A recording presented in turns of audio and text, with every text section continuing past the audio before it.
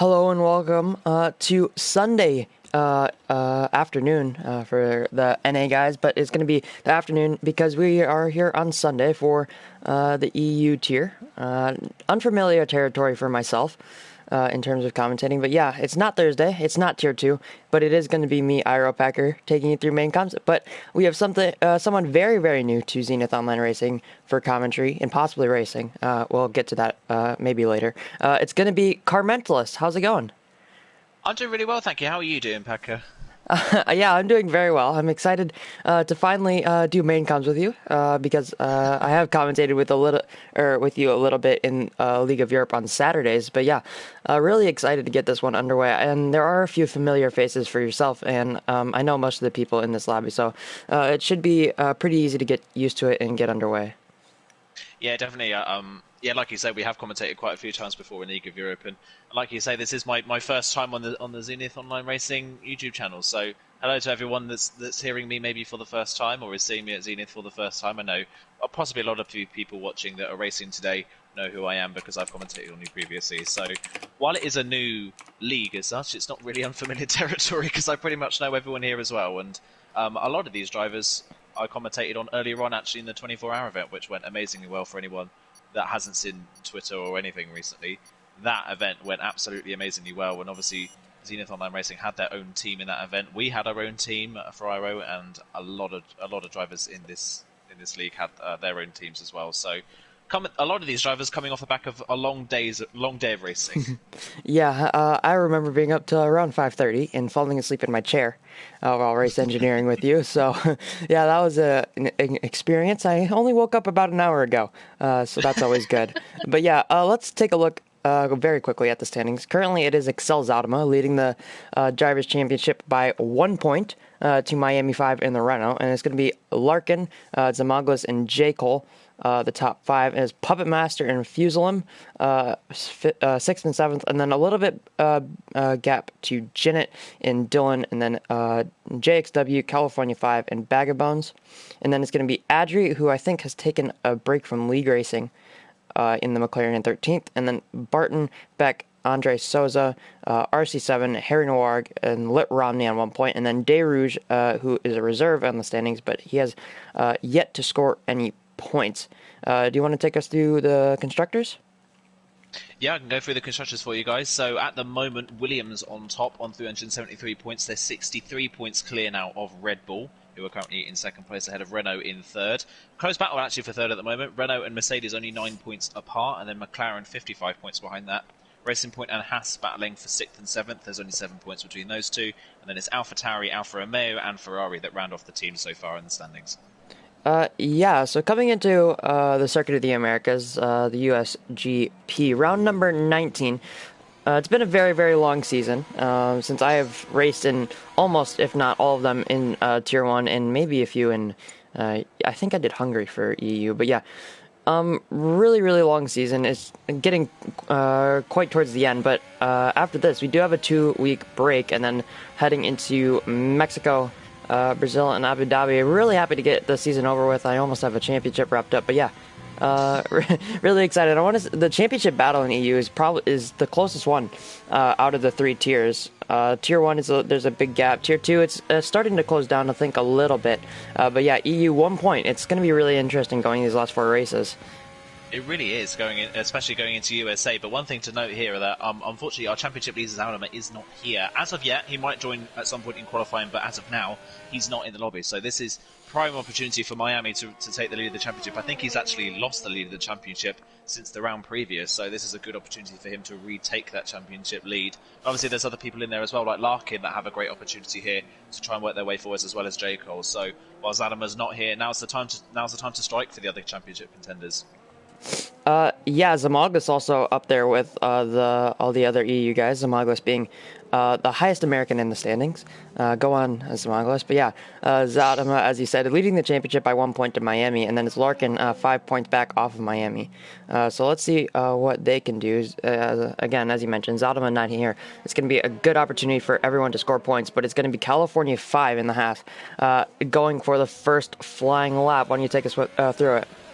Yeah, we're right on board then with California 5-4, a lap around the circuit of the Americas. 20 corners facing these guys, then going up the hill into turn 1, the biggest rise on the track. He heads into the top of the hill for the apex of turn 1, and then back down the hill for the fast right-hander of turn 2, easily flat in modern Formula 1 cars. First pass of the section is easily flat as well, through 3 and through 4. Slows down a little bit the further you go, through 5 and then through 6, and then into the start of the second sector. It slows down the further you get through this first part of the lap. Then it comes over this little crest in the hill, very easy to lose the rear of the car at the top of 9, and then down into the kink of 10, and then the hairpin of 11.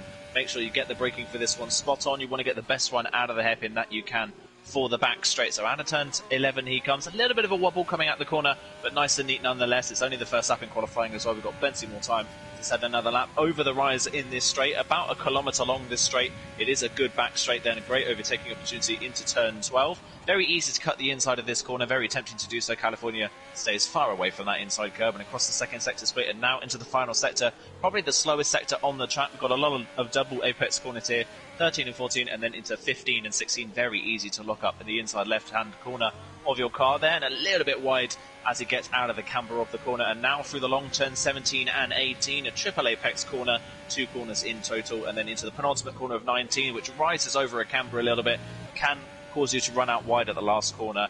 And then the last corner of turn 20. Try and get a good run out of here, but it's a short run to the line.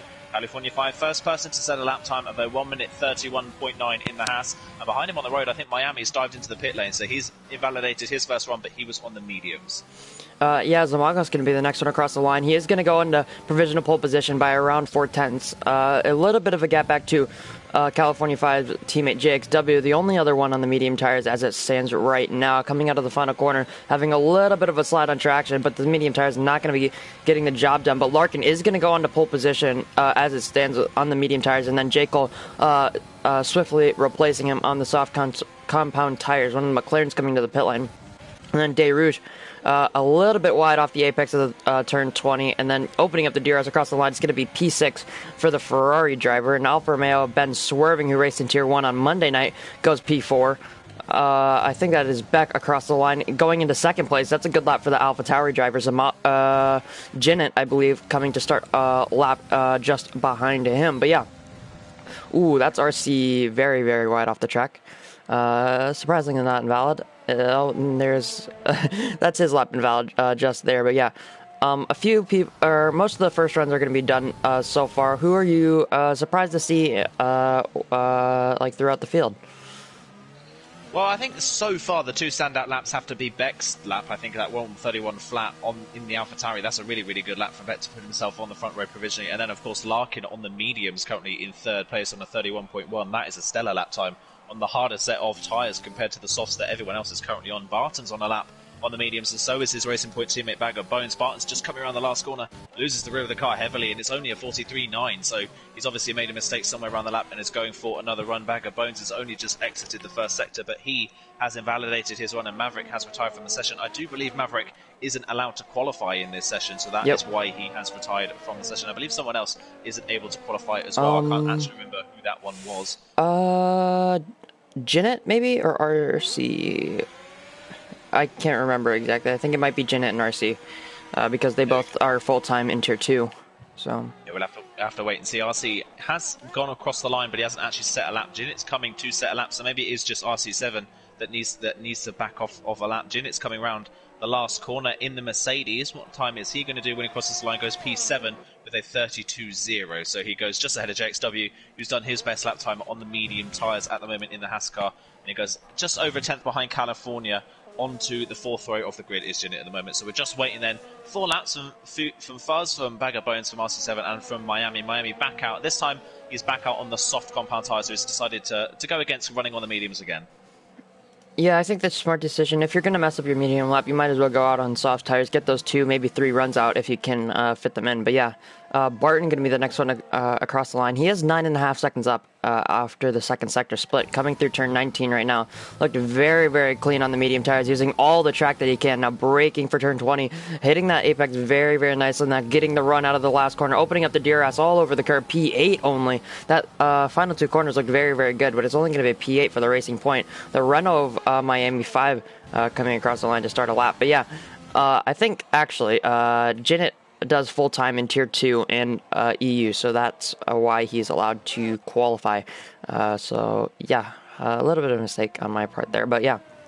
I think Miami is the only one on a lap as it stands, as it is invalidated.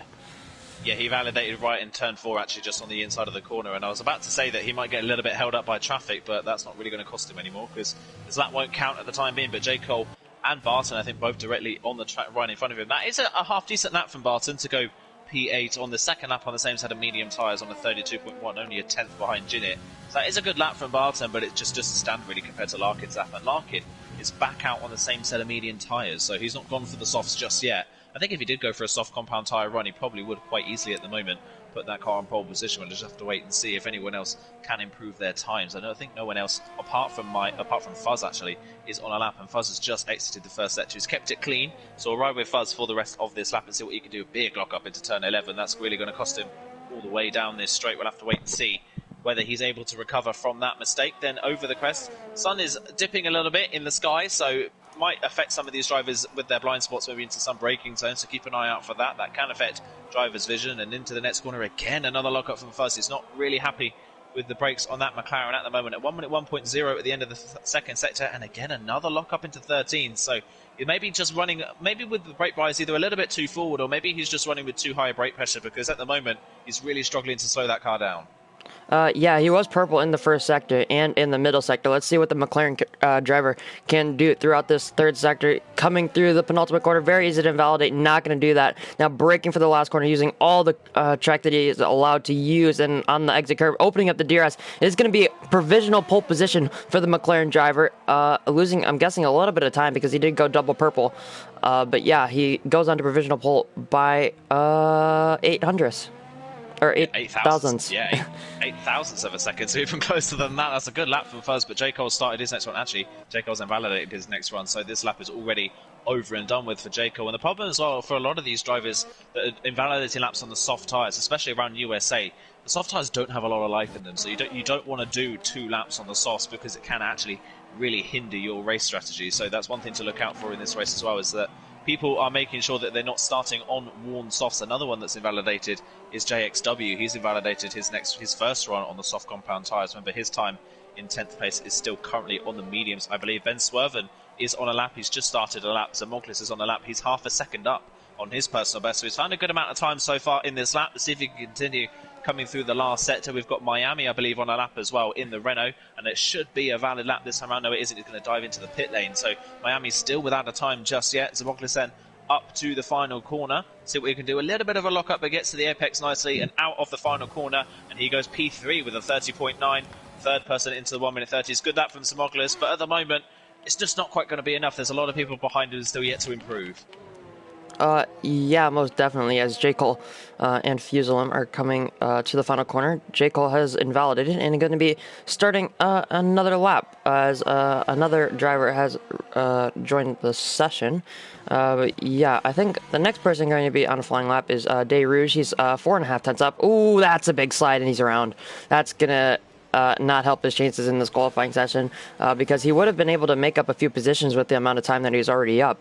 So Ben Swerving is going to be the next car to cross the line coming through turn 19 right now. Not using a lot of... Oh, he's invalidated though. Turn 19, going to be diving into the pit lane with 6:55 left in the qualifying session. Baggabone's going to be the next one across the line on the medium tires. He's invalidated as well. A lot of people invalidating here late on in the session. The Alpha Tauri duo of RC7 is going to be the first one across the line. Let's see what he can do on the medium tires. Going a little bit wide there at turn 19. He's going to be coming into the pit lane, and Beck as well will be following him. That's not going to be good. They're going to have to double stack coming into their boxes. But Larkin, currently 5th so far on the medium tires. He's out on the mediums again. He's invalidated as well a run earlier, but he's going to be diving into the pit lane, not going to be wanting to finish that lap. He's going to probably have to go on the softs. He doesn't want to start on those medium tires. He's almost done, I think, around 4 laps on those on that single set. But yeah, Ginett coming to start a lap, and his teammate Zamoglis coming into the pit lane in front of him, as everyone seems to calm down, but J. Cole currently second. 8 thousandths off of Fuselum. Let's see if he can improve on that. He only has to fight his 9 thousandths to go back on provisional pole position. But let's see what the gap he can get to the other drivers, especially Larkin, who's on the medium tires. Opening up the DRS across the line. He does a 29.9, the first person into the 29s. He goes on provisional pole by 0.8 there for the Williams driver. That's a brilliant lap time for Jeko. On the second lap on the same set of tyres, he's found a lot of pace there, and there's still yet more pace to come from that car, I would imagine, with that kind of lap time on that set of soft tyres. So that is a real gauntlet that's been laid down for Jeko. And I think now Larkin's realised he's got to go for the soft compound tyres, because I think Jeko, with that kind of pace in qualifying, could just kind of disappear at the front of the field if that is how it's going to play out. And Larkin, like you say, 4 laps he's put in on those medium tyres in qualifying alone. So those tyres would be pretty much past their peak by the time he started the race. So that's exactly what he doesn't want. Zenith is out on the track on a set of medium tyres, by the way. He has invalidated his run, but he's trying to improve on his previous lap time on another set of medium tyres. We'll have to wait and see what he can do. Barton has had a brilliant middle sector. He's 1.1 seconds up on his personal best at the moment.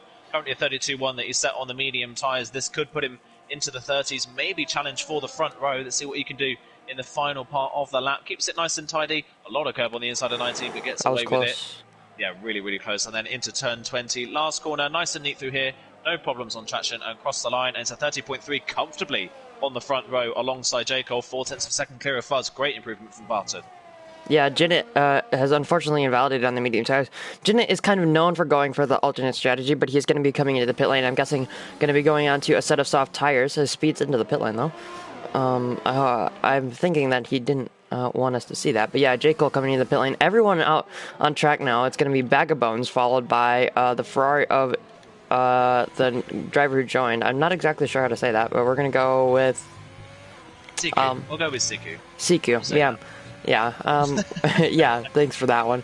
But yeah, JXW is on a lap. He is right behind Siku, so I wonder if the Ferrari is going to be giving him a little bit of slipstream. Let's see what JXW can do with it. There are 2 cars in front of him. Siku's in AI mode, just for a little bit, but JXW opening up the DRS. Let's see if Siku has to get out of the way here. Doing a very nice job of that, and giving him JXW a very nice slipstream. Hitting the apex very nicely there for what is turn 12. Now coming through turn 13 and through turn 14. He's 1.5 seconds up on his current personal best. As Miami 5, I didn't even see him on a lap, goes on to provisional pole position with a 129.938. Now coming through 16, 17, and through number 18. I think the Ferrari of Siku has gone around, but yeah, turn 19 for JXW looking very, very nice for the Haas driver, braking for the final corner, the final apex you have to make. A little bit of a lockup, opening up the DRS across the line. It's going to be P8 for the Haas driver. He improved by 2.1 seconds. Now the AlphaTauri of Beck, who's invalidated, Ben swerving, is going to be starting a lap. A lot of people starting a lap here. I think both of the Ferraris are starting a lap. Siku has spun out of the final corner and is going backwards. Yeah, I think he might have... I think maybe he wants to come into the pit lane, but obviously you can't do that at this point, so he's going to have to go around for another lap. He's now just stopped, unfortunately, on the final corner, so he's just going to have to continue on and do this up and come back into the pit lane, but he won't have enough time to do a lap, really. I think he is just going to have to go for a lap and see what he can do. Bag of Bones has started a lap, meanwhile, in the racing point at 24.5 in the first sector. That's not too bad of a first sector, but at the moment it's not going to challenge the top of the leaderboards for the time being. He's just working his way through a pack of cars. Larkin will be one of the last people to start their final runs in qualifying. He's coming through turn 19 currently. Miami is working his way back to the pit lane, so it will be Bag of Bones will be the next person to cross the line in the racing point through the middle part of the lap. Then it's a 1 minute 1.1, which is about 0.4 of a second up on what we saw JXW doing at that point in the lap. So this could put maybe Bag of Bones into about 4th position on the grid if he can nail the last part of this lap. We've got his other racing point teammate currently in 3rd place, so let's see if Racing Point can back up a good performance from Barton with Bag of Bones putting in a good performance into turn 19. Keeps it nice and neat, doesn't run out too wide, just about gets away with it. And then into turn 20, got to keep it nice and neat for the best one to the line, and he does so. Really, really nice traction out of the corner, and it is P5, a 30.9. He goes 7 thousandths of a second faster than Samoklis, but you would imagine that Samoklis will try and improve as Beck now goes into P4 on a 30.7, goes just ahead of Fuzz, but still 4 tenths behind Barton. Yeah, good lap there from the AlphaTauri driver. People just coming to finish their laps. I believe De Rouge, who's coming out of the last corner. Oh, Lucky did not invalidate there, but he improves by 9.5 tenths, but he's not going to find himself any higher than 13th in this qualifying session. That's really disappointing. I'm not exactly sure what he was aiming for, but Siku has invalidated it coming through turn 19. There's a Haas driver behind him. I believe that is California 5, who's currently P11 so far, coming across the line now. As in D rating improves by 8.5 tenths. He will go P8, just in behind Zamangos and just in front of Larkin, but Larkin is on a lap, and he most likely is improving. Fuselim coming across the line does a 30.7, maybe looking to start another lap, but Larkin in the Red Bull, let's see what he can do out of the final corner. Opening up the DRS, he will go into provisional pole position. It's a 29.6 for the Red Bull driver. That's a great lap from third in the championship. So he's looking to capitalize on Zadama not attending, but Jinnit. No, that's the Magos across the line. He improved by 5/10 of a second. The racing point of Barton is coming to start a lap, and then J. Cole has invalidated. Let's see if he can get to the line to start a new lap. He will be able to with just about 2 seconds left across the line. Jinnit gonna improve by 7.5 tenths. He's gonna be the first. He's gonna be on poor man's pole in P11. Just about a tenth off of JXW, but it's going to be the Alpha Tauri of RC7. Let's see what he can do. Opening up the DRS, does a 31.8. That's his first lap in the session, and that's going to be Ben Swerving in the Alfa Romeo P7 for him. He did qualify in Tier 1 on Monday night. I think he qualified around P4, if I'm not mistaken. But yeah, a good lap for him.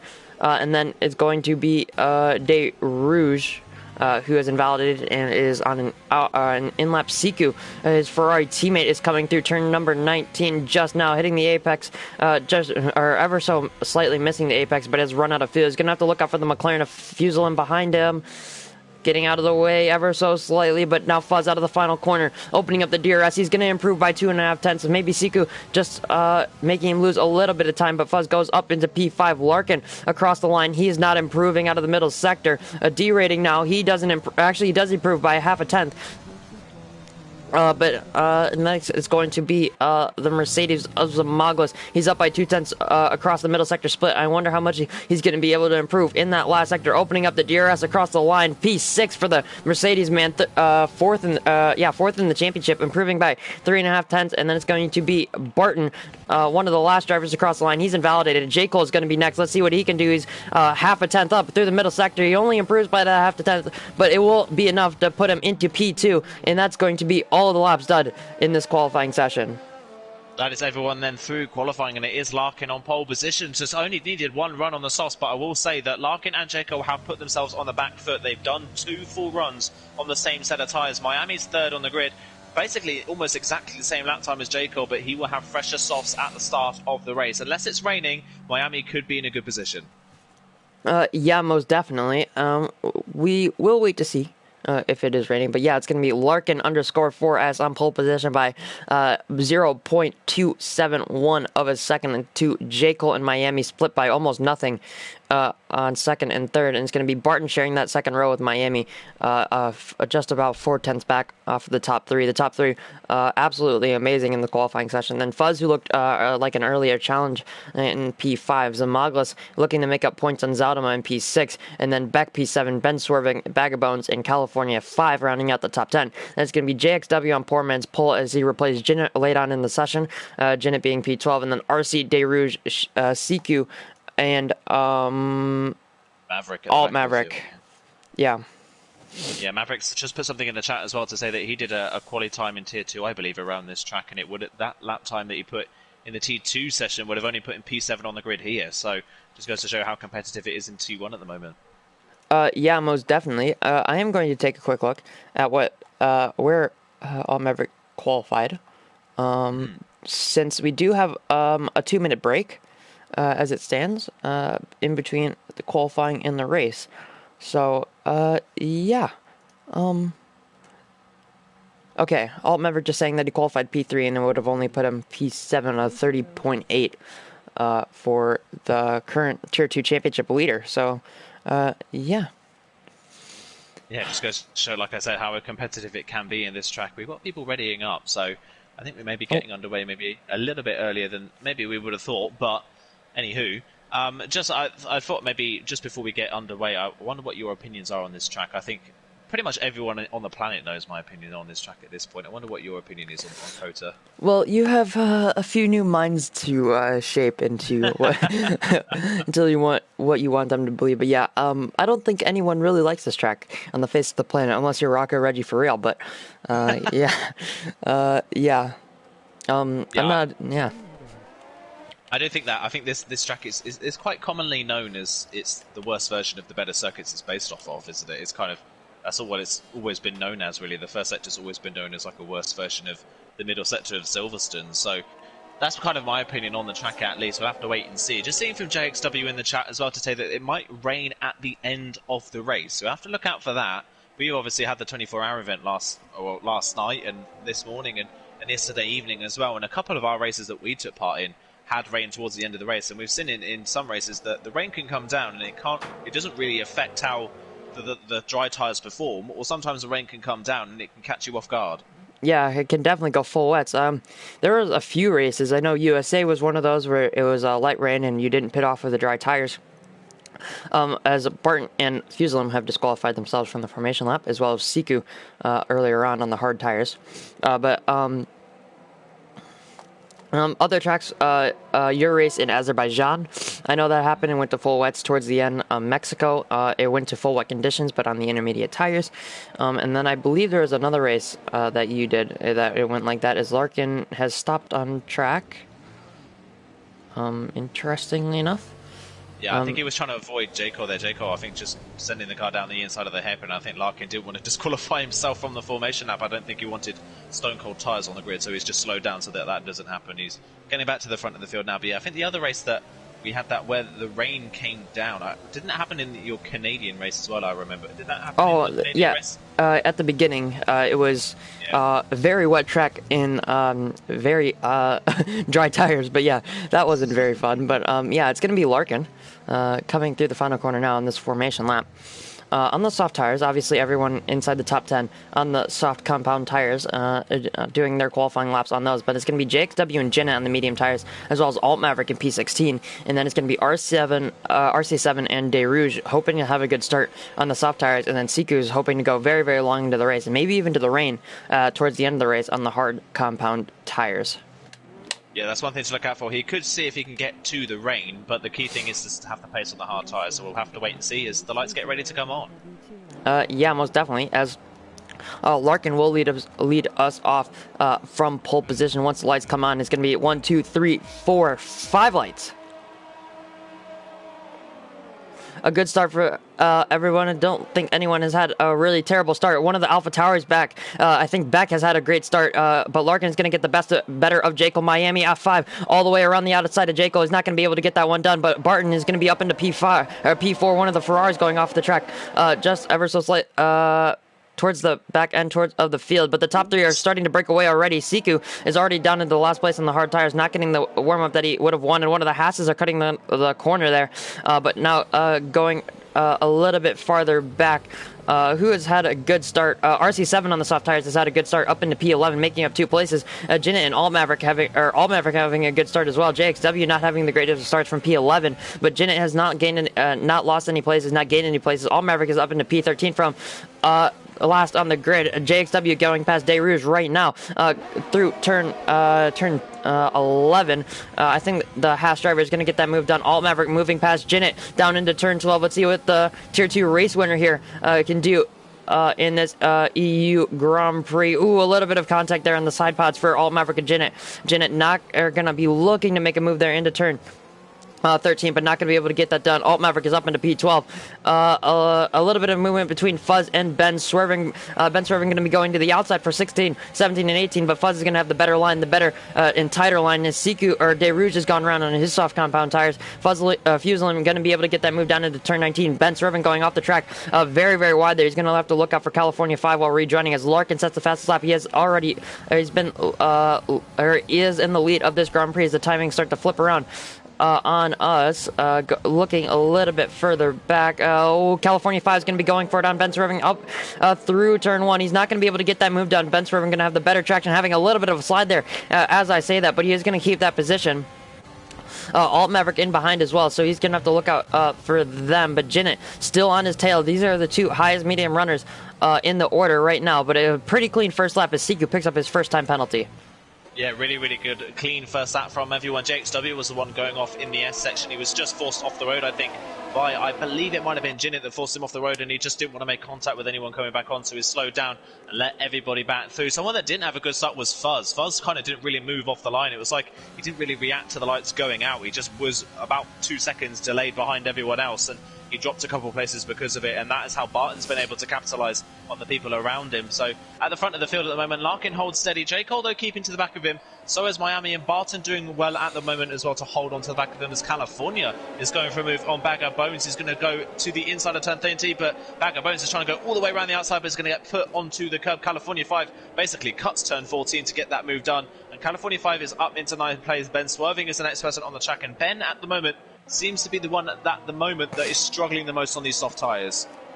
Beck as well, struggling to stay with the top 5. Zamagos and Barton doing very well to stick onto the back of the top 3, as DRS will be activated this lap as De Rouge picks up a 5-second time penalty. I believe he has 8 seconds now already. The 2 Ferrari drivers really struggling, but Bag of Bones onto the back of California 5. It was around 2 tenths going into the final corner, maybe just outbreaking himself ever so slightly, but Jinnit seems to have a good run on Fuzz. I don't think he's going to be going for a move into turn 1. The Mercedes drivers will not be sending one up the inside, but yeah, Ben Swerving, as you mentioned, is really, really struggling on these soft tires. He's already dropped 1.6 seconds behind the McLaren of Fuselaim. Yeah, he is really struggling now. I'm wondering whether he was another one that maybe took a couple laps out of those tyres in qualifying, and it's just really costing him at the moment. RC7 looking to try to come through the field in the AlphaTauri. He's now on the back of Bagger Bones, who is struggling likewise really at the start of this race. Ben Swervin is the first person inside the top 10 to get a time penalty, so you can definitely tell he is struggling to keep the car on the road. Meanwhile, Fuzz is trying to work his way back forwards after that poor start. Beck is next up for him to try and have a go at, and he's only a few tenths behind, so you would imagine that Fuzz could probably get this move done fairly easily, and Beck's going to move to the left-hand side, but Fuzz says thank you very much, and he's just going to breeze on past down the straight. And California 5 is going to do pretty much exactly the same thing to Ben Swervin. California 5 is up into 8th place. Meanwhile, Barton is attacking Miami. So Miami's dropped off the back of the top 2, and Barton's now up into 3rd place. So while Miami is currently in 2nd place in the championship, after this race, as it stands, he would be losing out to both Larkin and J. Cole. Yeah, Miami's race is really not going to plan is what he would have wanted. He really needs to try and get up there onto the podium as Barton replaced him in that top 3.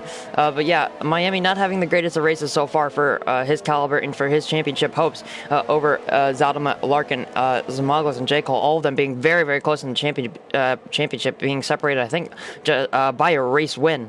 So Bag of Bones, though, very, very close to the back of Ben Swerving. Ben Swerving really, really struggling. He has as you mentioned, or as you saw, California go, but Bag of Bones all the way around the outside. Ben Swerving have a little bit of the better line through the apex of the corner, but Bag of Bones getting squeezed. Oh, that's contact between them. Ben Swerving, oh, that's a big crash. That's another. I think someone else has said to me, yeah, Bag of Bones is out of the race. JXW, I think, has lost his front wing. Jinnit has lost front wing end plates as well. All Maverick doing very well to avoid that. I think he was one of the only ones to not get caught up in that crash. But yeah, Ben Swerving and Bag of Bones making contact there. Ben Swerving just not leaving enough room for a car on his inside, and that is going to be a safety car here on lap 4.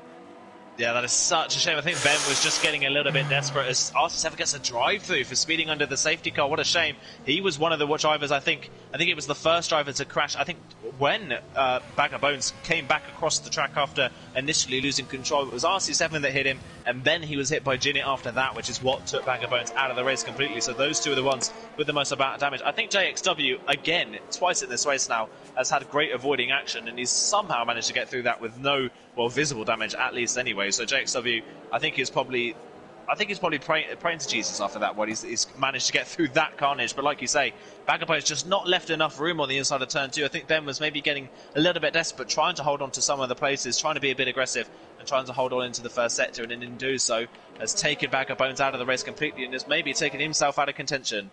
But yeah, the top 2 are going to be coming into the pit lane. Larkin and Jickle having a little bit of a gap back to Barton. Barton will be staying out, though. Miami coming into the pit lane. But yeah, I think most people should be pitting here. Zamagos coming into the pits. Fuzz, Beck, California, RC. The 2 Alpha Towers are going to be double stacking. Siku, as well as RC7 has picked up drive-throughs. Ben Swerving. All Maverick is going to stay out on the mediums. Jinnit is in, though, which is going to be interesting for his strategy, as well as JXW. And then I wonder if Siku will be coming into the pit lane on his hard tires. Just slowing down to the Delta, I think, there. But yeah, he's going to be staying out. But De Rouge is not going to be coming in the pit lane. But let's see where Larkin and J. Cole will be coming out. A few people going to be getting front wing changes. But J. Cole has jumped Larkin in the pit lane. And Larkin has gone into the hard tires. J. Cole onto the mediums. Yeah, a real mix of strategies at the front of the field, actually. Miami's picked up a 3-second time penalty just before the safety car came out, so he's again on the back foot. Barton here, this seems like a little bit of a backward step, unfortunately, for Barton. Still out on the soft compound tyres. They aren't going to last much longer than really 8 or 9 laps in this race before they completely die off. So Barton staying out is kind of lost, basically a pit stop in time to the people he was battling. So he's going to have to hope maybe for a little bit more carnage that will bring him back into contention.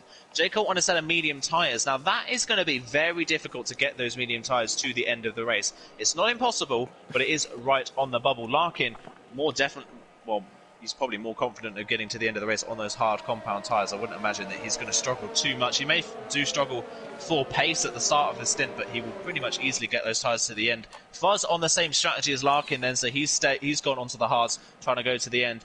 Miami's gone for the mediums, and Zamoglis, currently now running in a net P4, I believe, of all the people that have pitted, has gone for the soft compound tyres, so he's clearly going for another stop in this race. He wants to get past the drivers in front, maybe build a little bit of a gap, and then come in again for a set of mediums that can take him to the end of the race. Yeah, most definitely. I think you have to pit around lap 8 or 9 in the United States Grand Prix to go onto the medium tires if you want to make it to the end. And even then, it's very difficult to get those soft tires, those 8 laps, because they do eventually start to fall off around lap 4 or 5, which we are now on lap 5. So the safety car will help Barton's strategy and Zamoglis' strategy, as well as Ben Serving, who had to pit, not for front wing damage, just pitting to change compound, or just to change tire sets, as well as Jinnit has changed tire compounds to us, so he will most likely be going to the mediums later on in the race, as the safety car will stay out one more lap. We should be in on this lap as RC7 and Jinnit has closed up to the back of the pack, but yeah. This safety car is really going to help Barton's strategy if he wants to go to the medium tires, and Alt Maverick has stayed out as well in the medium tires, starting on those from 16th on the grid. But J. Cole, I don't think he'll be able to make it to the end. He might have to make one more pit stop onto the soft tires later in the race, but Larkin has made a statement here to J. Cole. He says, I'm going to the end of the race, and you're going to have to deal with it. Yeah, he's going to have to try and bring in some pace into this one. Another thing we've got to factor in is, of course, this rain that's apparently imminent in this race. We don't know how heavy the rain is going to be. I mean, it could be light rain, but it might not make any difference to the track conditions at all. It might just basically be visual rain that doesn't really affect them. So we don't know. I think it's smart from Larkin to go for the hard compound tyres. I think it's definitely a safe option. I think the likes of Miami and J. Cole have gambled maybe on the fact that the rain is going to be heavy enough to warrant going onto a inter or wet compound of tyre. But even then, the rain they've said is going to be coming very late on in the race. Probably at this point after a safety car, maybe around lap 20 or so, the rain might come in this race. And even so, the medium tyres aren't going to be that fast by the time we get to lap 20 in this race. The hard tyres probably would have passed the crossover point as to being faster than the mediums at that point in the race. And we know how fast Larkin is. So we'll have to wait and see whether J. Cole can pull this off. J. Cole, what's key to J. Cole's strategy is A, that it rains hard enough to warrant him having to come in for a set of intermediates, and B, that he's able to save those tyres. Yeah, Larkin. I know most people in Zenith Online Racing have heard of League of Europe, just from the amount of people from LOE who have made the transfer over to ZOR, but also as the safety car is in this lap as I predicted. But yeah, we're going to make a little bit of an LOE comparison here. Larkin is in Division 1. Towards the midfield or back end, but J. Cole is at the very top, the very tippity top of Division 3, so a little bit of a gap in pace there, and Miami 5 as well in Division 3 with J. Cole there, so Miami and J. Cole, I think California 5 as well, are all pretty equal on pace. That is already starting to cloud over on lap 6 as the safety car looks to come in, Barton leading the train, but yeah, Larkin should normally have a natural pace advantage, but not being able to show it really this season. He's still behind Miami and Zaudema in Division 2. But yeah, Barton will be leading us underway on his soft tires. He has not made his one mandatory compound change, but Barton going to be leading us through the final corner onto lap number 7 as the safety car will come into the pit lane. But yeah, Barton has a decent restart. Alt Maverick staying just around half a second behind him. J. Cole, a few people, we've had an incident at the final corner. De Rouge has gone off the track. Seiko has picked up a 5-second time penalty. Ben Swerving is into the pit lane. The two Ferraris are battling out on track. I think one of them maybe has front wing damage, but RC7 is lost out. He's down into P12 as well as JXW and Zenith. They have all been gapped by the train. California 5 on the back of Fuselum. He's not going to be looking to make any moves here. But yeah, Alt Maverick having a decent restart on his medium tires. They are going to not have the temperature that he's going to want, because he doesn't. It's not going to be going at the pace to warm those tires up. But he's going to have to look up behind for J. Cole. Siku picks up another time penalty. J. Cole not going to be going for a move here into turn 11. That's smart from the Williams driver. Maybe waiting for DRS because he knows he has the pace advantage and the tire advantage. But he also has to look up for Larkin behind, his championship rival, as it stands right now on the hard tires. Larkin has seemed to get those tires up to temperature very, very nicely. But he is also looking out for Miami 5. It's already beginning to rain here in Texas. So that's going to be really interesting for this race. We were from the weatherman JXW down in P11 said it's going to be coming light rain around lap 18 or 20, and then heavy rain 2 laps later, but it's already started to rain here in Texas. But yeah, California 5 having a little bit of gap back to the train, as well as Beck, Zenith, JXW, and RC7. None of them going to be making moves here, but Excel J. Cole very, very close to the back of Alt Maverick. He's going to be going for a move here into turn 20. We're going to go on board with Larkin here. Alt Maverick goes very, very wide, maybe just letting him through, maybe trying to get the better run onto J. Cole and see if he can do get him back into turn 1, but he has to look out for Larkin. Larkin may be looking for a move here into turn 1. He's going to send it up the inside of Alt Maverick, up the inside of the McLaren. He's going to get that move done, I think, leaving just enough room for Alt Maverick on the outside, but he is going to get that move done and follow J. Cole through. Let's see what Zamagos can do on the soft tires. He's not close enough. It's already raining quite hard. It's almost time for intermediates, I think, as Siku picks up a 10-second time penalty for corner cutting, which is very, very bizarre. But Miami 5 is yet to follow through with J. Cole and Larkin. Alt Maverick struggling, or seems to be struggling here in these very interchangeable conditions. But Miami 5 not close enough to make a move here into turn 11. But Alt Maverick seemed to got his tires up to temperature now and is not dropping any more places, as it seems. Yeah, he seems to think. I think he got a little bit out of rhythm when he was starting to get overtaken. He just wasn't on the best lines in the first sector, and Miami wasn't really able to capitalize on it because there's not really any overtaking opportunities once you get into that S section. So we had to kind of sit there and wait. Siku's already gone onto the intermediate tires. I would say that's a little bit too early. The rain is coming down, but not hard enough to warrant going onto the intermediate tires just yet. This kind of rain is exactly what Larkin did not need in this race. He needed the rain to come probably about 10 or 15 laps later into this race, and it's just not happened for him, unfortunately. He's got it straight away. The rain is pretty light at the moment, and these drivers don't seem to be struggling too much just yet with grip. We've not seen people flying off the road left, right and centre. They seem to be okay at the moment. Barton's doing a good job at the front of the field, holding on to the race lead for the time being, but you would imagine that his soft tyres will be dead at this point in the race. On to lap 9 of this race, and his tyres will be well past their best. It's whether the rain falls hard enough in time for him to come into the pit lane. J. Cole tucked in behind him, now in DRS range. DRS is still active, so that shows that the rain isn't coming down hard enough to warrant the DRS being turned off. Maverick still ahead of Miami as well, so Miami once again, just like in the first part of this race, is becoming detached from J. Cole and Larkin. Yeah, he does have that one car split in between J. Cole, Larkin, and himself. In the first stint before the safety car, it was Barton who was out in the lead of the race. Still doing very well to lead this race by about half a second to J. Cole on the obvious better tires. But it's going to be Alt Maverick this time in between Miami 5 and Larkin. But let's see what Miami 5 can do in turn 11. He looked to be very, very close coming out of turn 10, but he's not going to be able to get the move done into the hairpin now onto the back straight. He will have the DRS. Alt Maverick will not have the DRS. He's 1.6 off of the top 3. Let's see what Miami 5 can do. Alt Maverick is 0 or almost 0 ERS. He's already derating. That red light is flashing off the back of his McLaren, but Miami 5 with just the DRS going very, very late on the brakes. He's going to get that move done. Alt Maverick just kind of letting him go, but now Zamagos is going to have to try and follow him through. He is on the soft tires. He will have the advantage now in these very slippy conditions with his tires being grippier and well, yeah, just grippier. So you should have an advantage here in theory, but not taking advantage of it.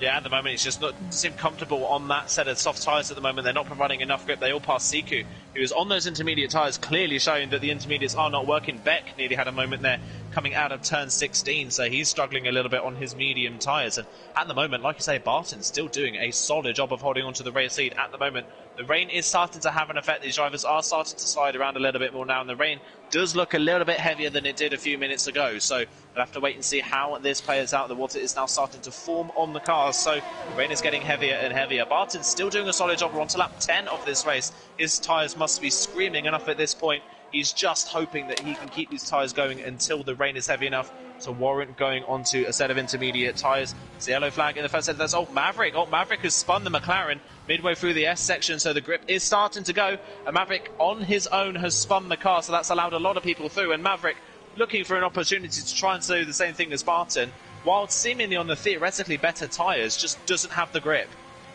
Yeah, most definitely, as we did just miss Zenith going past California 5 into turn 1, but Fuselem has really started to fall off the back. Those hard tires not having the temperature that he needs to try and catch up to those top 5, as Beck has gone around. He's on the intermediate tires now, as well as Siku. But yeah, J. Cole, though, as into turn 12, has gone past the racing point of Barton. So Barton going to be that's going to be the first position that he's lost after the safety car restart just 3 laps ago, or 4 laps ago. But now Larkin up the inside of turn 15. That's a great move there from the Red Bull, pushing Barton just going ever so wide and picking up a time penalty there on the outside. But these guys are starting to have to slow down for the conditions. And J. Cole, on the grippier tires for the time being, is gonna be able to pull away, taking a little bit of a turn towards the pit lane, maybe trying to fake out Larkin, but it's not going to work as Larkin is 1 second back. Barton 1 second off the back of him, having a little bit of a slide, but he has Miami 5 now challenging him from behind.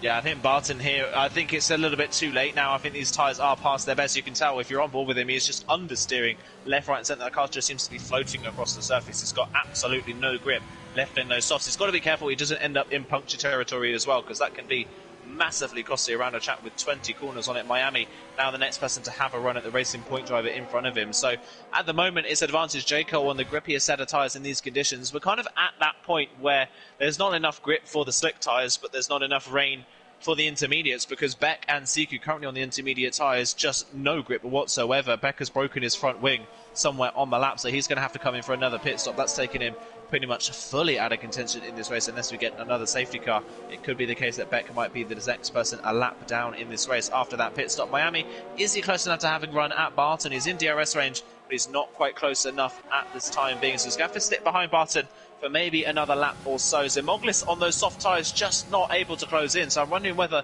the soft tyres just not performing well in these conditions, because whilst, yes, you can understand Barton's tyres are old, Zemoglis are fresh out of the blankets, and they're just not working. Mind you, I say that, Ginit in the other Mercedes is making them work beautifully.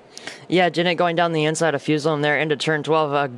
Very, very good move for the Mercedes, man. Coming from towards the back on the safety car restart, I think around P12, but has made a beautiful recovery so far in these tricking conditions. 5 laps on those soft tires, so they're going to be nearing or already past their best in terms of just raw grip. But yeah, Miami onto the back of Barton, opening up the DRS on the pit straight. He's going to be pulling to the inside. Barton just going to let him have that position because he knows Miami is faster and has the better tires on right now. Barton maybe just trying to conserve his tires until it gets to that intermediate period, but now it's going to be the 2 Mercedes bearing down on him. Zamagos 1 second back. Ginit 2.5 off the back of Zamagos, but Ginit is closing very, very quickly. He's already pulled 1.5 to the McLaren of Fuselem, but JXW close to the back of his Haas teammate, California 5. 3/10 going into the first sector, the S's, but he's not going to be close enough to make a move.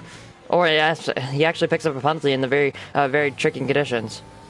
Yes, that's one thing. That's one problem as well. In these tricky conditions, it's so easy to understeer or oversteer wide and just pick up a penalty. I mean, penalties around this track are difficult at the best of times, but in these conditions, it's going to be even worse. It's all about keeping it on the road at the moment. As someone spun the car. Who was that Beck. spun?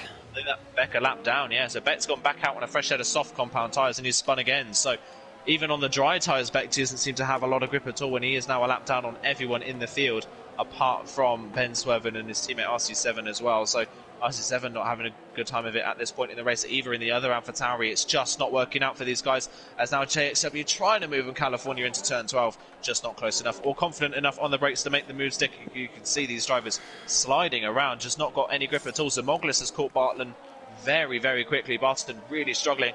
I am amazed at this point in the race that Barton hasn't picked up a puncher on lap 12 of this race, and you can just see Zamoglis just breezing around to the outside. He's going to go the outside of 19. That's a risky move, and I tell you what, he could pull this one off into turn 20 if he's late enough on the brakes. He's going to have DRS down the pit straight. He decides to back out of it and maybe get the run to turn 1. Barton just doesn't have the grip off the corner, and then Zamoglis is just going to ease to the inside line. Barton continues to plummet on those old soft compound tyres, and Ginit has caught these guys very, very quickly as well. So Ginit, making these soft compound tyres work, has brought himself right into play.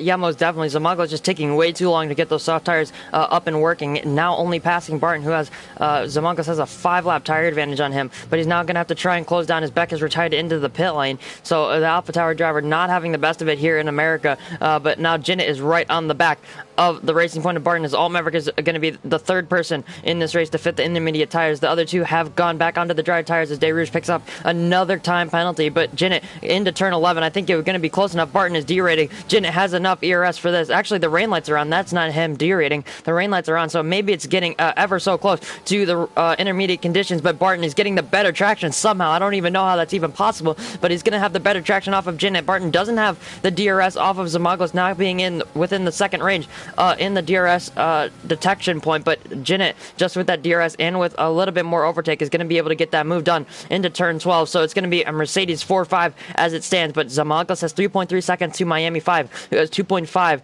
to Larkin, who has around 1.8 seconds to J. Cole. So J. Cole has been slowly and steadily pulling away, but Larkin seeming to maybe pull back a little bit of time. Yeah, and at the moment, this is a little bit of a frustrating time at the moment for Larkin, because he's hoping that the rain keeps like this, maybe it doesn't get too wet, so that he can keep going and J. Cole can burn his tyres out. Just looking at RC7 and Alt Maverick, don't be fooled at Alt Maverick going past RC7. RC7 did just breeze past Alt Maverick in the S section, so while Maverick has put the intermediate tyres on, RC7's on a fresh, well, not on a fresh set, he's on an old set of soft compound tyres, and you can tell Maverick is just sliding over the surface at the moment. It just doesn't have a lot of grip, and again, losing the rear of the car. RC7 just trying to keep out of the way, trying to find a way through on that car as Fuselim is now the next person to come into the pit lane, presumably for a set of intermediate tyres, and it is. But I still think at this point in the race, it's a little bit too early, because on board with Maverick, he just doesn't have the bite. The car's just not biting into the circuit. It's just sliding across, whether it's oversteer or understeer. It's just not sticking to the track. We've got another yellow flag. That is DeRouge, I think, that spun. No, sorry, that's Siku that spun, I think, for maybe the fourth or fifth time in this race, as RC7 dives into the pit lane in this race then. So RC7's in, probably for a set of intermediate tyres, but at this point in the race, I still think it is a little bit too early. Yeah, I mean, it does look like it is the intermediate conditions, but Alt Maverick there, even with it not having the grip that he wanted, but he was still able to pull away from RC7 on those 6-lap ultra soft tires. So the dries... RC7 dry tires not working out for him, so to him the intermediates seem to be the better tire. But let's see what Fuselim can do onto the back of JXW on the medium tires. I wonder if he'll catch. We can look at that towards the end of this lap. JXW going to be going to the outside of his teammate for turn 12, braking on the brakes later, having a double front lock up there on the outside curve for braking, then having to be on that curve for traction. He's not going to be able to get that move done as DeRouge is retired into the pit lane. California 5 going a little bit wide through turn 13, gonna maybe allow for JXW to try and fight this once again, but now through turn 15 having another lockup as JXW really struggling with braking in these conditions. But yeah, he's not going to be able to get that move done onto his teammate, even with the DRS down into turn 12, as Zamagos will pull into the pit lane, as well as the top three, J. Cole, Larkin, Miami, and Zamagos, all deciding that it's time for the intermediate conditions, almost speeding into the pit lane there is the Mercedes man of Zamagos, but Jinnit will continue on as he cannot pit and fit those intermediate tires with his teammate into his pit box.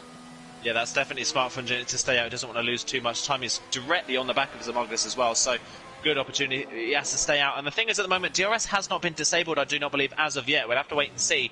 But Jinnit staying out is still right on the bubble. It's still not fully... It's definitely not fully dry conditions, but it's not fully intermediate conditions. Jinnit doesn't seem to be struggling too much at this point in the race. He's obviously well off his optimal pace, but he's still keeping good pace in those soft compound tyres. I'll have to keep an eye on the gap between Jinnit and J. Cole in the first sector. DRS has just been re-enabled, I believe, did that say, coming through the first sector. I'll have to wait and see. Might have to double check back on the stream. No, it's actually just been disabled. So technically, according to the game, we are now at that crossover point, and J. Cole taking about half a second out of Jinnit in the first sector. So yeah, I think we are there. JXW stayed out as well on the mediums, having to wait for California 5 to do his pit stop as well. So these two are going to struggle a little bit as this lap goes on. We are now into intermediate conditions, and it's all about who has maybe set the car up for the wet.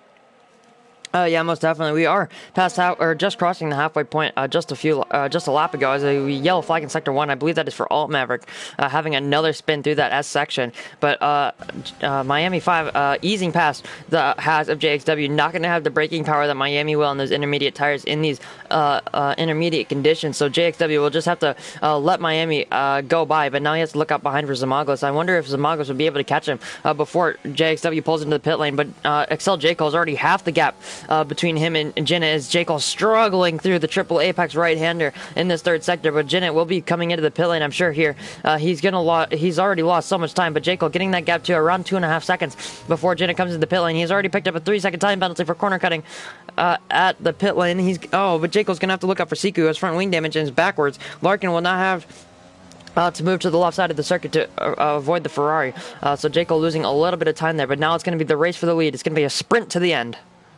Yeah, it definitely is. J. Cole and Larkin with no penalties at the moment. It's all about raw speed at this point. There's no difference in strategy who's the better in the wet conditions. That's going to be the key to the end of this race. The key as well is whether Miami can hold on to that final podium spot at the moment. Zimogis is not close enough to capitalise on the penalty, but it's only 2.7 seconds is technically the gap. So if Zimogis can keep it clean and close in, he could get onto that third step on the podium. Barton staying out on those tyres just has not worked. He's down into 5th place and he's under attack at the moment from Jinnit, who's trying to get the move done on him. Ooh. And has picked up another penalty as he's come out of the pit lane. So Jinnit, you can tell just by staying out a lap longer, he's not necessarily lost out to Barton at this point in the race, but he is now nearly 4 seconds behind his teammate when he was touched right underneath his rear wing a lap ago. So he's really struggles. Oh, Maverick is now retired in the pit lane. Maverick, I think, calling it quits after that race. We've seen Maverick all over the place, and that car definitely not set up for the wet conditions, as Ben Swerven is the next person to have a spin. He has a massive, massive swapper in the long triple right-hander. It just gets the power down, and the car spins from underneath him. So a lot of people struggling for grip, and that's the problem with these conditions, because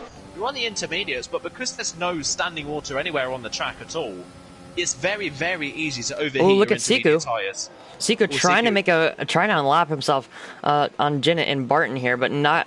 He does have front wing damage down the pitch or down that back straight, but he's not gonna be able to get that one done. I'm sure Jinnit got a little bit scared there with the Ferrari down his inside for most of it, but Ben Swerving are going to be one of the next drivers to retire into the pit lane, as we do have Fuselem, who spun in the. Never mind, that's Alt Maverick's car, who has came out back on track after retiring in the pit lane. As Alt Maverick says in chat, he's going to be right back. He's going to go cry for a while. But Jinnit right onto the back of Barton. Barton going a little bit wide there through turn 19. Let's see if Jinnit is going to go for it. But Barton is into the pit lane. He's broken the front wing. Oh, and he's broken even more of it. That's going to lose him so much time. I mean, it's not going to lose him so much time.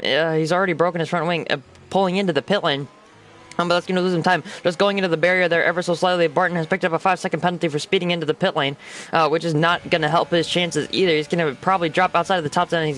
He retires into the pit lane. Not enjoying these wet conditions. RC7 will pick up another free place. He will be into the top 10, into the point scoring positions as it stands. But right now it's going to be J. Cole, Larkin, and Miami on the 3 steps of the podium. But Zamagos could maybe, if he closes in 4 seconds, might be able to take advantage of Miami's 3-second time penalty. He might be able to, but at the moment, I think that gap is going up. Zamolga's just not look comfortable in these conditions at the moment. I think Jinnit's actually starting to slightly close back in on his teammates. So I have to keep an eye on that gap as well. Fusim's not out of this one just yet either. He's only 2 seconds further back behind Jinnit. California currently running in 7th place on his own. Doesn't have a penalty at this point in the race, but I just don't think really has the confidence in that Haas car. Meanwhile, battle for the lead. Larkin is slowly but surely reeling J. Cole in. So at this point in the race, it does look like Larkin may be a little bit more comfortable in these conditions. J. Cole by no means is under threat at the moment. He's kind of sitting nicely in the race lead, but Larkin is just slowly but surely chipping away at the lead. It's down from 3.2 to 2.5 seconds. So if Larkin can keep this pace up, it should be on the back of J. Cole, probably maybe in the next 5 or 6 laps time. But obviously, Larkin does not have DRS to help him attack. So if he gets to the back of J. Cole, he's got to have enough speed to get that move done as quickly as possible. Yeah, most definitely, as we do only have 10 drivers left racing. CQ down in 13, being a lap down. He's not past the retired cars of Alt Maverick, Ben Swerving, or Barton just yet, but eventually, if he can do a few more laps, we'll be into that finals points position. But yeah, Larkin ever so slightly, I think, as you mentioned, closing down J. Cole. It's down to 2.5 seconds, as Larkin making a mistake there, picking up a time penalty. That's not going to help him in his championship hopes against J. Cole. Right now, he does lead J. Cole by 19 points, so that gap will be going down to 12. With J. Cole winning and Larkin being in second place, but Miami 5, as it stands, will be retaking the lead of the championship, I do believe, since Larkin is 5 points behind him. So he will be leading the championship by, I think, if I am correct, 2 points to Larkin. Wow. So the championship battle gets even tighter here in ZOR EU tier. But yeah, Zamagos also having a very, very solid race with his teammate in behind, starting to close him down ever so slightly. But Jinnit does have 6 seconds of time penalties. Fuselim in behind Jinnit is just inside Jinnit's penalty window. Fuselim having a 3-second, Jinnit having 6 seconds. So he doesn't need to finish within 3 seconds of the Mercedes man to get that top 5 finish. That would help him in the championship because Puppet Master is not here. So Fuselim only 4 points behind Puppet Master. So he would be taking advantage of the full-time Red Bull driver not being here. So he could move up places in the championship up into 6th place right now. But he's not going to be losing out to Jinnit because of the championship standings. But again, once Larkin has stopped making the mistakes, J. Cole moving over to the left side of the track, trying to find some standing water to close down his tires. But Larkin is closing in and very, very, very quickly. Yeah, he is now. He's taken quite a lot of time. 0.8 of a second faster than J. Cole on that previous lap. So I think now that he's made that mistake, he's realised that he's got to get onto the back of J. Cole and put some pressure on him. So he's starting to push a little bit. We aren't, obviously, these guys pitted just at the midway point of this race for these intermediate tyres. So these intermediate tyres aren't necessarily going to be able... They will get to the end of the race most likely, but they are going to be on their last legs by the time we get to the final stages of this race. Because obviously, in Formula 1, the intermediate and the wet compound tyres are very, very soft. They're a lot softer than the dry, soft compound tyres that are brought to these races. So that's another thing to look out for as Monkless now picks up a time penalty. So that, well, I mean, the gap between him and Miami is increasing quite heavily at this point in the race. So he wasn't going to capitalise on Miami at that point anyway. But now he's put himself at a disadvantage if he does get caught by either Jinnit or Fuselim, as RC7's the next person to pick up a time penalty. Oh, JX California. Yeah, JXW and California 5 continuing their battle, and California 5, I think, basically just let JXW through. I don't think California 5 really has any pace at this point in the race. Is not comfortable in these conditions. JXW caught him very quickly and is through. And JXW, alongside Jinnit, has the freshest set of intermediate tyres. So keep an eye out for JXW. It's not out of the question that he could maybe get to the back of this queue that may be starting to form behind Zamoglis.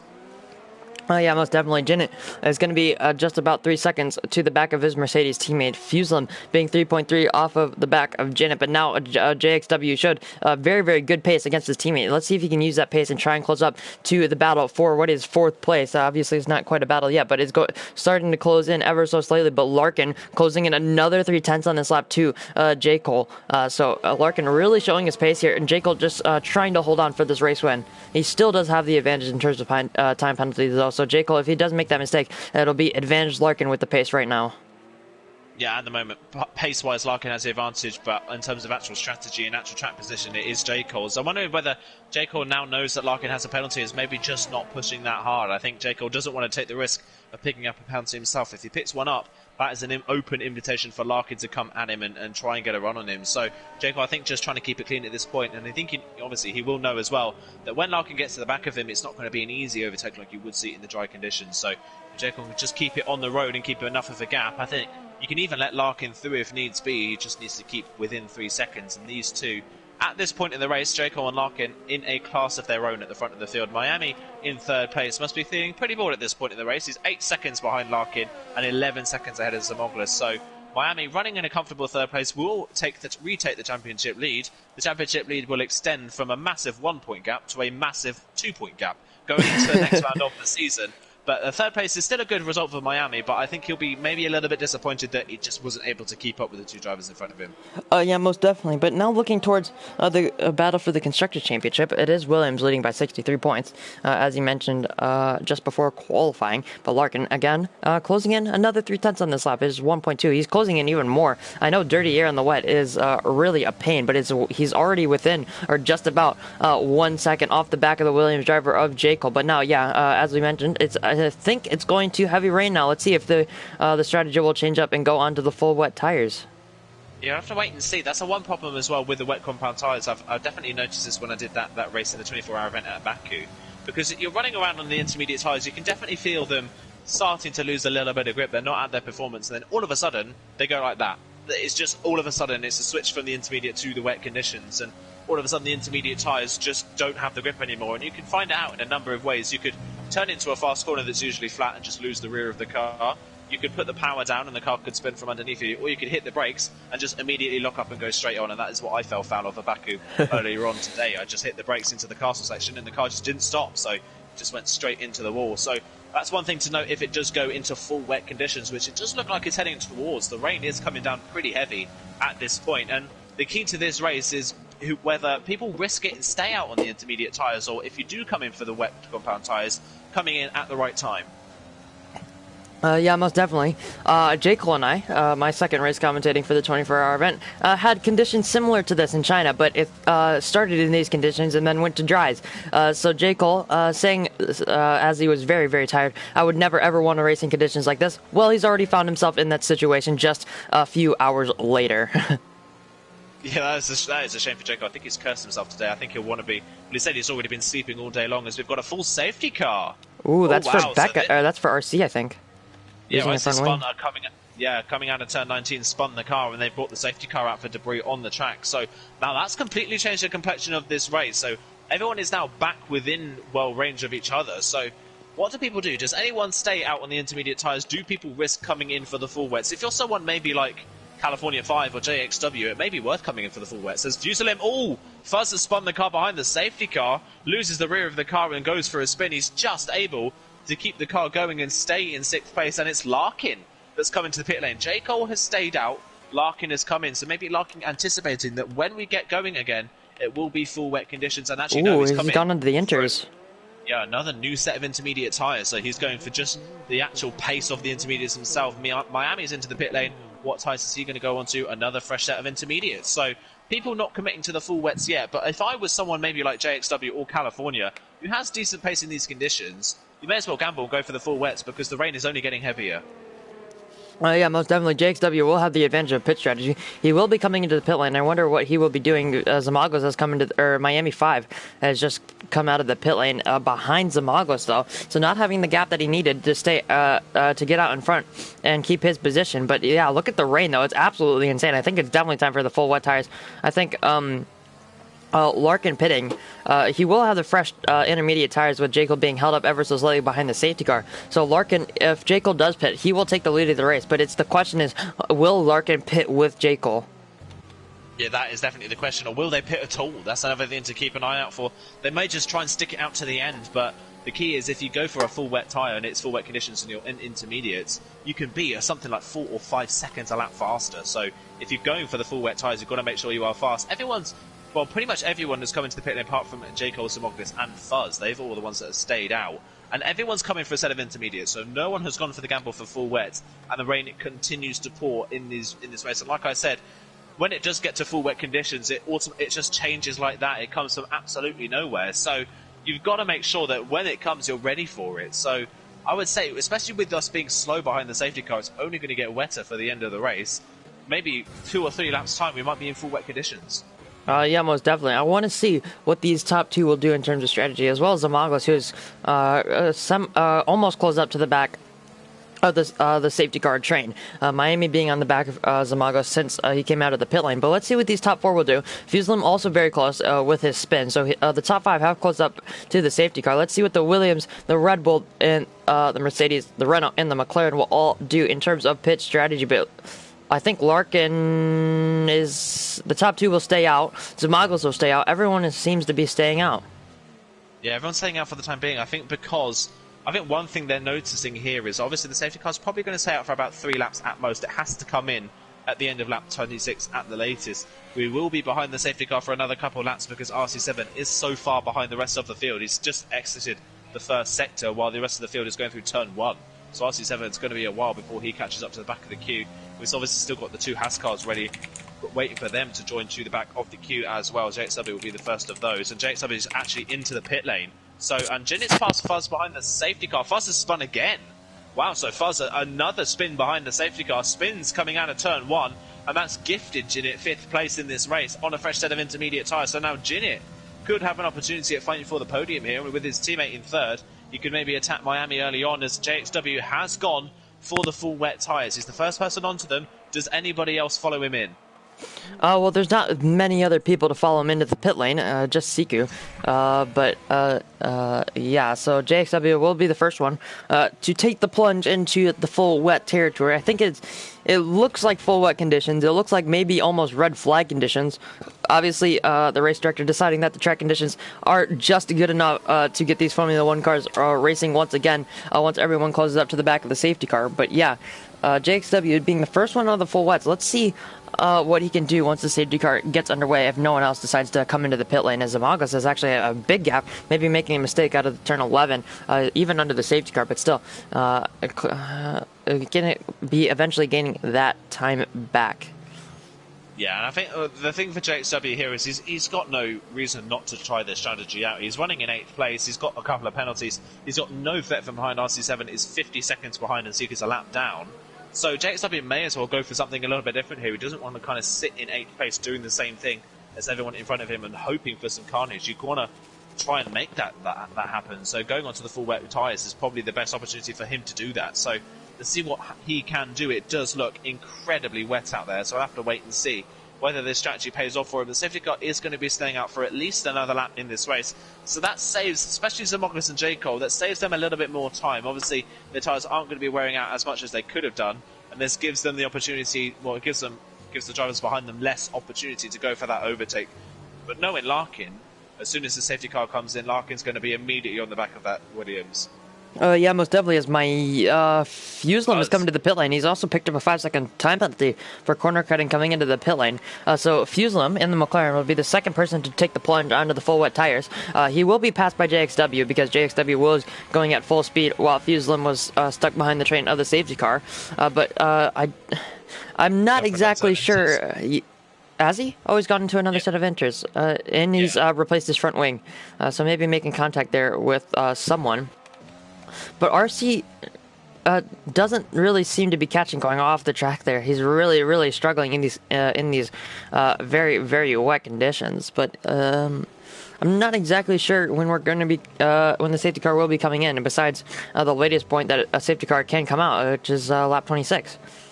Yeah, I think maybe the safety car has to stay out for a maximum of 3 laps. So we might be going at the end of this lap, but we'll have to wait and see. Yeah.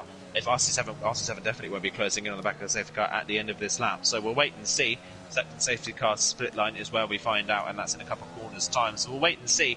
And if RC7 is anything to go by, RC7's on a pretty fresh set of intermediate tyres and is just all over the road. He doesn't seem to have a lot of confidence in these conditions at all. I'm running on board with Fuzz as well, just to see how he's driving in these conditions. It doesn't look too bad for him on a fresh set of intermediate tyres, but he has spun twice already behind the safety car in these conditions. So it's maybe a little bit on the bubble at the moment as to whether he makes a mistake. So Mongolis, again, really slowing down that back straight, building a gap between himself and Larkin, maybe just trying to get a bit more heat into those tyres and into those brakes as well. Across the second split line just now. Okay, the safety car is coming in at the end of this lap, so we will have 4 laps of full racing to the end of this race.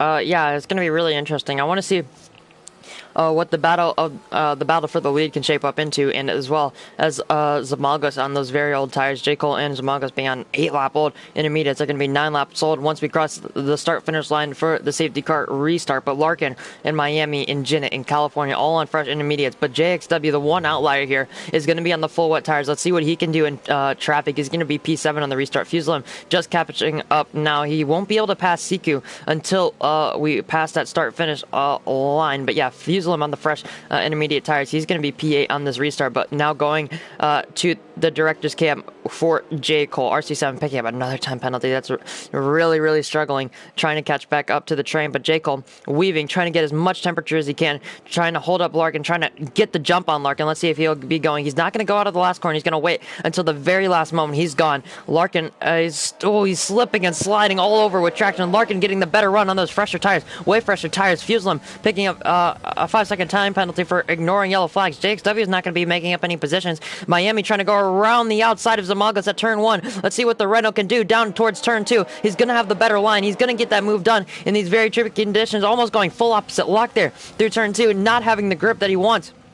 from those tires so far, but J. Cole has fallen foul to Larkin and his fresh intermediate tires. J. Cole just going to be struggling here. His tires are super old. Zamaglis going California 5, trying to make a move on Zamaglis. He's not going to be able to get that move done. Zamaglis losing so much time to the top 3 already on those 9-lap old intermediate tires, but Jinnit in behind as well is very close to the back. JXW struggling on his full wet tires. I'm not too sure if that was the right call. The rain has seemingly started to lighten up here in USA.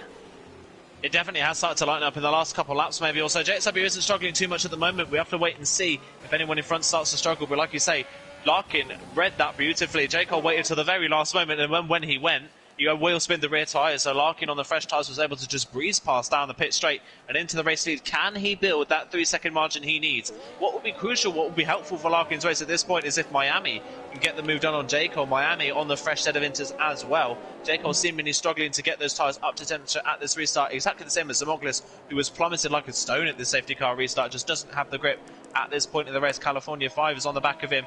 California 5 doesn't have a penalty in this race, remember, as well, so look out for him a little bit later on. He could jump up maybe into 4th place. I think he won't get 3rd on Miami, who's only got the 1 penalty as it stands. And Larkin at the front of the field, it's 1.8 seconds. Again, Larkin incredibly strong in that final sector, and at the moment it's paying dividends for him. Larkin could still win this race. Yeah, most definitely, as California 5 just now falling out of the penalty window of Miami 5 is very, very, very on the edge for that last podium spot for the Haas driver. Not having the best of qualifying, but he's now found himself inside that top 5. He is one of the 2 drivers without a time penalty, J. Cole being in 2nd place, and California 5 in 5th place. But I don't think J. Cole is going to be able to get this one. I don't think he's going to have this race when wrapped up. It's going to be a very, very difficult task for the Williams driver in his championship bids, but Miami 5 I think now will not have the championship lead going into the next round in Mexico. Yeah, at this point Larkin will take the championship lead after this change in position, so it goes from a 2-point deficit for Larkin to, I believe, a 5-point advantage in the championship standings going into the next round of the season. So Miami is probably hoping that J. Cole can hold on to this one and keep him in the lead of the championship. Zamoglis and just trying to hold on from California 5, doing enough at the moment. JXW now starting to struggle on those wets. It has died off. The rain has suddenly got a lot lighter, so JXW has now started to lose time on those full wet tyres. Fuzz is back up into 7th place, but he's obviously not where he would want to be. He was running in 5th under the safety car before he picked up damage after a spin at turn 1. So he's trying to get back to those drivers in front. Zamoglis doing enough at the moment to hold them up, so Fuzz could catch him by the end of the race. I think the thing with J. Cole and Zamoglis at this moment in the race, the first lap behind the safety car was clearly very difficult for them. They were sliding all over the place, but on the second lap they seemed to got back into their rhythm. Oh, yeah, most definitely. As well as J. Cole on those old tires. He's dropped down to around 2 seconds after that first lap, but now he's starting to stabilize that gap as we go on to lap 27, or as Larkin leads us on to lap 27, onto the penultimate lap. J. Cole 2.1 behind. Larkin does have that 3-second time penalty, so that is the race for the lead, as you're seeing on your screen. But now going a little bit further back, Miami has 3rd place, I think, pretty much wrapped up here, unless J. Cole picks up a penalty and he can charge onto the back of the Williams driver and make that overtake. But I don't think he's going to be doing that anytime soon. But Zamalga's 4.6 seconds off the back of Miami, with California 5 6/10 behind him, and his Mercedes teammate 1.1 seconds off the back of the Haas car. And then it's going to be Fuselum in the McLaren as RC7 has passed JXW. JXW coming into the pit lane to fit those intermediate tires once again, but Jinnit picking up his 3rd time penalty, so he's going to have to try and keep a 1-second gap to Fuselum in behind. And I don't think he's going to be making up any places on the guys in front. Yeah, at the moment he won't be doing so. Fuzz made a little bit of a mistake there at the top of turn 9 as well, so he's lost he's lost all the time he gained on that last lap on Jinnit. He's lost 1 second and a double front lock up there into turn 11, so Fuzz now maybe starting to struggle. That's a little bit of an odd call from JXW, who probably will pass RC7 just on penalties alone, but he would have been able to get to the end of the race on those full wets. They would have overheated, but it was only 2 laps left in the race, so he's come into the pits maybe to try, well, he won't go for the fastest lap because we had dry conditions at the start of the race, so he can't get that one. P8 is the best that JXW is going to have to hope for in this race. Meanwhile, on this lap, Larkin has been pushing, and the gap is now 2.8 seconds with a lap to go, and you can just see on board, but J. Cole, he's all over the place. He's really struggling for grip, and especially through turns 17 and 18, the car is just not hooked up, and that is where Larkin's gaining all the time. In the high-speed sections, Larkin's just so much more confident at this point. Yeah, most definitely. So J. Cole losing just about a second on the lap, and most of it was in the third sector. He lost half a second around the first two sectors, and then lose another half a second through that third sector, maybe even 6/10. Larkin, as you mentioned, is very, very strong in that third sector. That's where all of his confidence is on those fresh intermediate tires. Miami 5 starting to close in just a little bit as well, as we are on the final lap now of this of round number 19. I believe it is not. Yes, round number 19. But Larkin with a second time penalty on the final lap. Larkin has the gap, and Larkin's just picked up a second time penalty on the last lap of the race. So there goes Larkin's race lead. Yeah, all he had to do. He had the gap already with that 3-second time penalty. All he had to do was wait till the last sector and then push and then try not to get penalties. But in that first sector, very, very easy in these conditions to pick up a time penalty. But he has already done that. He has shown that he is cracked under pressure from J. Cole. J. Cole doing just enough to keep that race win under wraps as it stands right now. So, but Zamagos falling off the back of Miami. But California 5/10 back. Jinnit just a second off his teammate, but making a very, very big mistake there. He's losing a lot of time. Let's see what California can do. Using all of his overtakes, Zamagos has the ERS advantage. RC7 picking up his 5th time penalty, but California 5 is not going to be close enough. Closing up very much on the brakes there. Onto the back of Zamagos, but Zamagos is going to have the better exit. He hit the apex way better than the Haas driver, but yeah, it's going to be Larkin coming through 16, 17, and 18 right now in the Red Bull. He had the race win under wraps going on to the final lap, and now coming on to the very final corner of this race, doesn't have it, pulling out 8/10 in that last sector. He just shows what his pace was in the final sector. But it's going to be Excel J. Cole taking the race win here, and then it's going to be maybe Miami. Never mind, I completely lied, but yeah, Miami's not going to be taking that third place or taking that second place. It's going to be Excel J. Cole, Larkin, Miami on your podium, and then it's going to be California 5, Zamagos and Jinnit, and then Fuselim in 7th place. And it's going to be JXW and RC7 who are racing 16, 17, and 18. They're going side by side. JXW going around the outside. That's a great move on his fresh intermediates. RC7 has been struggling all day in these conditions, but let's see if they can fight it back. Having a huge moment of oversteer there through the penultimate corner. But yeah, JXW is going to get 8th place wrapped up on track. He had it on penalties, but he wanted to get it on track, so that will be your top 10. It'll be J. Cole, Larkin, Miami, California, Zamagos, Jinnit, Fuselim, JXW, RC7, and CQ rounding out the top 10. Rounding out the top 10 then. Only 10 finishes, and then it was a bit of a race of attrition, and Larkin had that one in the bag for that final few laps of the race and then threw it all away in the first sector of the last lap. What a shame for Larkin, and that does mean that we're heading into the 20th round of the season. 3 rounds to go in this championship. Miami is back in the lead of the championship by 2 points over Larkin. So Larkin had the opportunity to lead the championship, and that opportunity is now gone because of that mistake. Miami must be thanking his lucky stars that Larkin picked up that last time penalty. Miami able to hold on to 3rd as well. So a bit of a chaotic race in the end with the weather and the carnage that we had, and in the end it's J. Cole that comes out on top. Yeah, most definitely. And now going towards the standings, J. Cole will be picking up a few points on the guys around him. But yeah, Larkin not able to convert it from pole position, just picking up that time penalty, making the mistake. And if you do look in the general chat for the ZOR Discord, I have pointed that out very, very nicely, that Larkin bottled. But yeah. Yeah, J. Cole will be picking up 15 points on Zamagos, so he will be overtaking Zamagos and closing on to the back of everyone in front of him in the championship. So J. Cole will be 4th in that in the drivers' championship as it stands, but it's going to be Miami 5 who takes the lead of the drivers' championship to Larkin. I think Zaudema will still be in 3rd place with J. Cole in 4th, and then Zamagos dropping down that one position in the Mercedes down to 5th. So yeah, a good race from J. Cole, but also good for Miami as he takes the championship lead.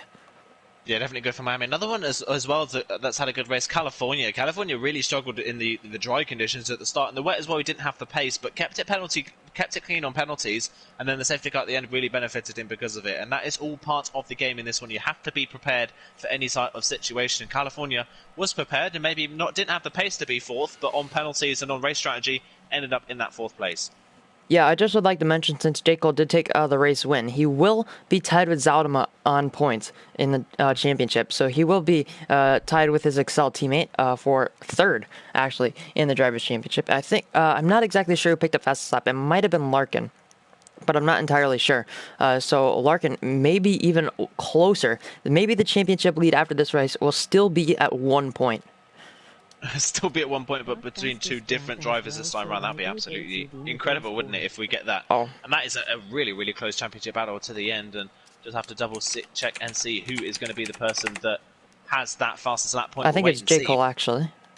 If J. Cole's got the fastest point, then he will be, I believe, a point ahead then of Zaldama going into the next round of the championship. So it's still all to play for, and as it goes to show tonight, anything can happen, and all these crazy races that ZOR is having could result in any sort of situation. So it's maybe the one that's more consistent at the end of the season that's going to get the championship.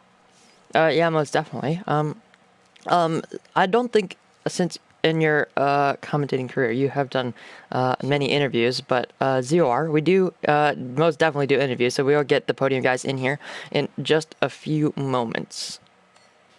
Okay. Okay. Let's add J. Cole, Larkin, and Miami.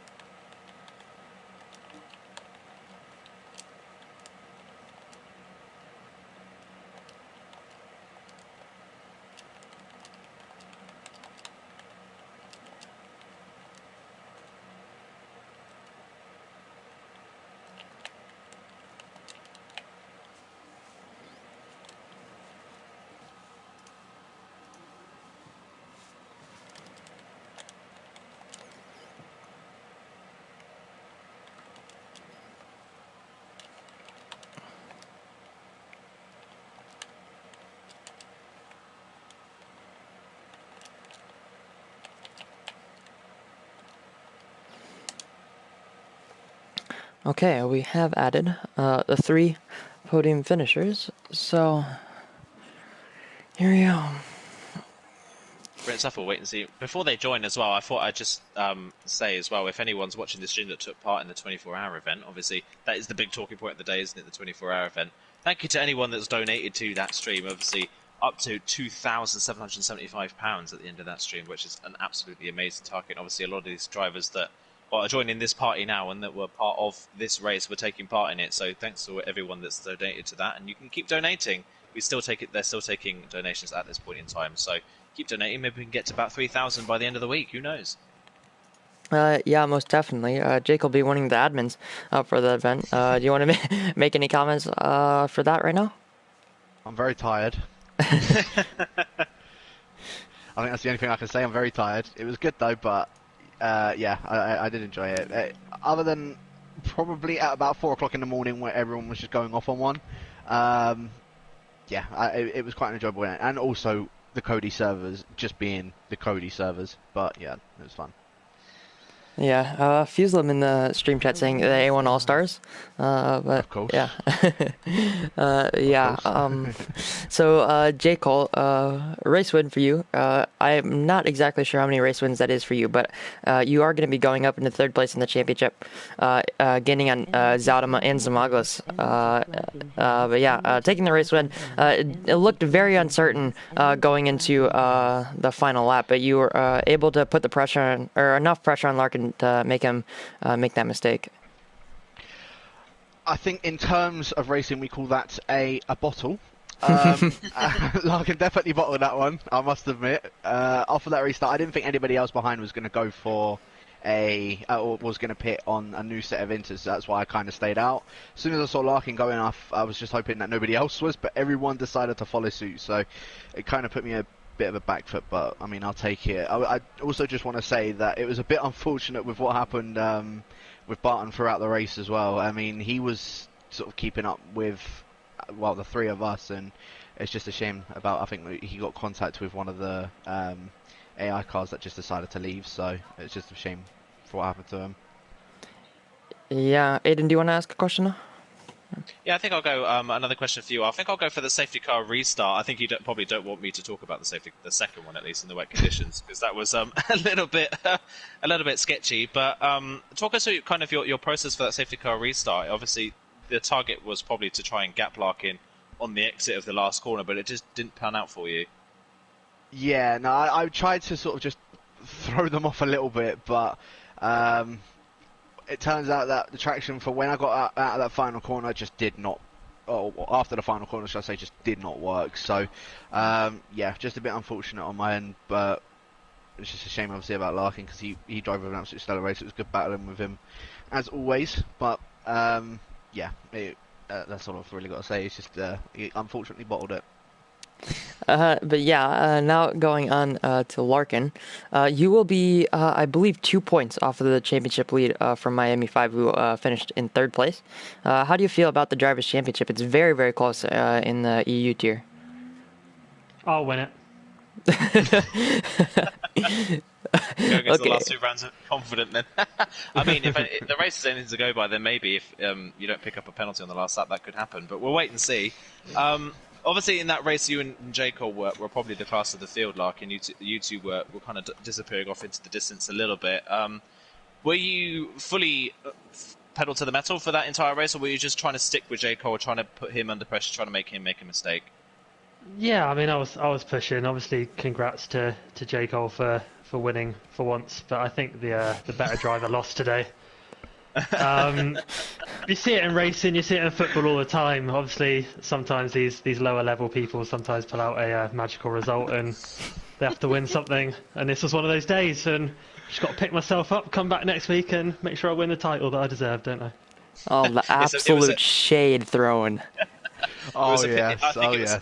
It might have been a pity win for J. Cole lagging out of the last 24-hour event race, maybe. You know what? I'll take that. But yeah, now going on the Miami 5, 3rd place on the podium. You were just able to stay with J. Cole through that final stint after the safety car restart. How did you feel about your pace and about your race, and then obviously taking the championship lead?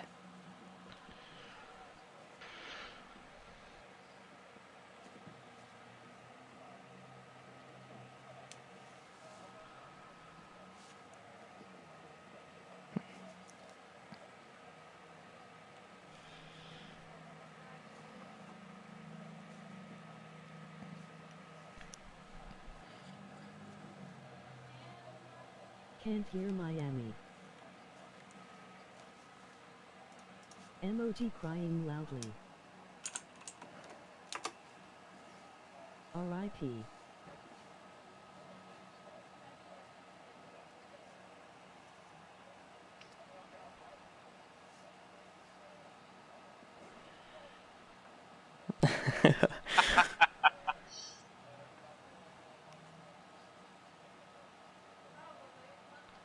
Need some vitamin D pills with all this change.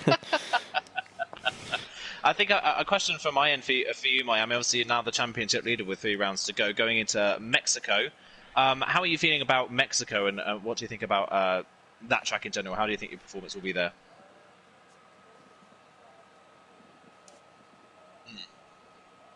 You're holding me up a little bit.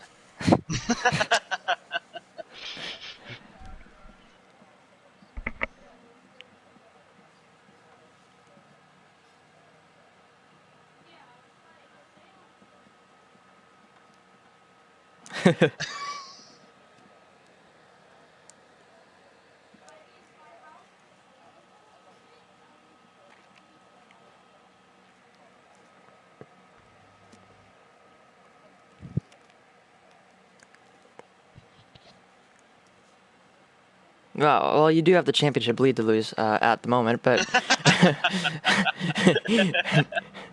but yeah. So Lark and Jekyll, opinions on Mexico? Nice country. No, it's an alright track. It's fairly fun. It's pretty nice. Plenty of opportunities for corner cutting, so yeah, I'm sure I'll lose it there again. Just better hope, hadn't you? Yeah, when I'm 20 seconds up the road from you, Jacob, it's not going to be an issue. Damn. It's alright. I just hope that you get the nice cheeky 12 seconds of penalties as per usual.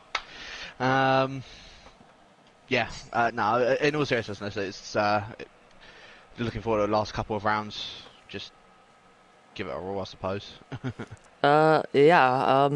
So interviews are over now, I guess. So it's been that was round 19 of ZOR, the EU tier. Tune in 2 weeks after the Christmas and New Year's break for round number 20 in Mexico. So yeah, it's been me, Iro Packer, taking you through main comms with Carmentalist or Aiden Carter. First time commentating for ZOR. Hope you enjoyed it. Yeah, and good race, everyone. Thanks for that, and see ya.